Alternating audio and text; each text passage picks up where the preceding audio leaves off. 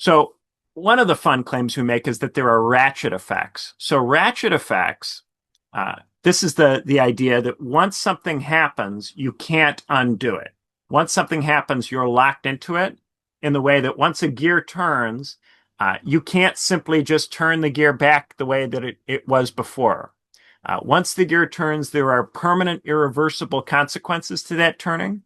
So as modernization intensifies, it erodes the metaphysical a priori. And as the metaphysical a priori erode, there's a debilitated ability to credibly make the two promises. And there is no going back here because the modernization cannot be undone. Cannot be undone without incredible disaster. And even incredible disaster is likely only to delay a little bit the modernization process, unless something happens which completely knocks it totally off the footing in a way that even World War II did not. This is something that will continue to advance. And that means that modern democracy cannot simply be restored by telling everybody to get good and telling everybody to go out into the street and telling everybody to care about it and care about liberty and care about equality and making arguments at people. None of that is going to change or fix any of this at all. It's just retrograde Quixotism. It's an attempt to make up for changes that have occurred that can't be undone. And in this way, the people who are trying to defend democracy are engaging in the same kind of retrograde behavior as the people they critique. So oftentimes the people who say you've got to defend democracy from the right make the claim that the right is making a reactionary retrograde response by trying to restore powers to the nation state. This is true, but it's also true that the demand that you just recommit to democracy and keep trying to do it is equally retrograde and equally not suited to contemporary conditions. So it's itself an instance of the thing that it critiques. So this gives you debilitated democracy. Debilitated democracy is liberal democracy without modern democracy. So it retains competitive multi-party elections. And bear in mind, multi can mean two. There's no reason that multi-party has to mean more than two parties. And as long as you have competitive multi-party elections, you can blow off steam by throwing the bums out. So you can vote the incumbent government out of the elected seats, the elected offices, and this can give some semblance of, some ersatz imitation of steering capacity, even though it doesn't actually deliver on that thing. Nevertheless, this ersatz imitation of steering capacity can be placating. So it functions as a kind of blowing off steam element.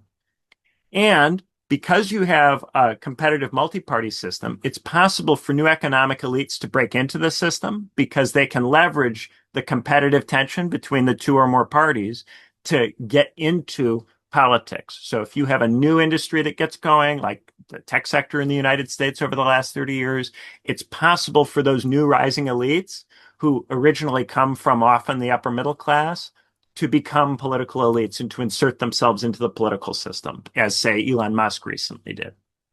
Now, those two things are significant political advantages still for democracy in comparison with one-party states like China. And they should not be underestimated. Just because you can't keep the two promises with those features, and those two features don't require and don't imply the three metaphysical a priori, doesn't mean that they don't confer a meaningful procedural advantage in terms of your capacity to legitimate and keep going the political system in difficult and stressful circumstances and conditions, right? But nevertheless, you're not going to have the metaphysical a priori and you're not going to have the promises, which means there isn't going to be any meaningful representation because there's no demos to represent. And increasingly, there isn't even a coherent set of social entities. So it's not as if in place of the demos, there's a bunch of different groups that you could represent. No, not even that. It's not going to be a bunch of different communities, a bunch of different religious communities, people who throw out things like the Ottoman millet system. No, there isn't going to be that level of unity, not even that. It's much too individualized for that. The Ottomans never dealt with anything remotely like the level of individualization that we have and are going to have. So increasingly, we get these desperate, strained attempts to make conceptualizations of representation seem plausible or attractive, because to buy that the competitive multi-party elections have any meaningfulness, you have to think that there's some sense in which there's a representative character to the elections. But this sense becomes harder and harder to maintain as it becomes more and more evident that whoever you elect, they have to just rush to accommodate modernization in its various forms. So this results in an ubiquitous obsession with the politics of recognition, because recognition becomes the one thing that a system like this does seem to be able to do. There's really very little else it can do. And so enormous emphasis is placed on recognition to try to make the representation feel meaningful, because this becomes the real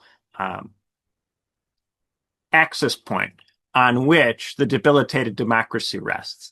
Everything else that it previously promised to do when it was fronting to be modern democracy, it can no longer credibly promise to do, and increasingly doesn't even pretend to be interested in doing. Though there's still a lot of academics out there who make claims in the direction of modern democracy, or suggest that modern democracy can still be revived or can still function. These people are like Don Quixote. They're dressing up as knights and living in the past. So, is debilitated democracy the Enfield nugget?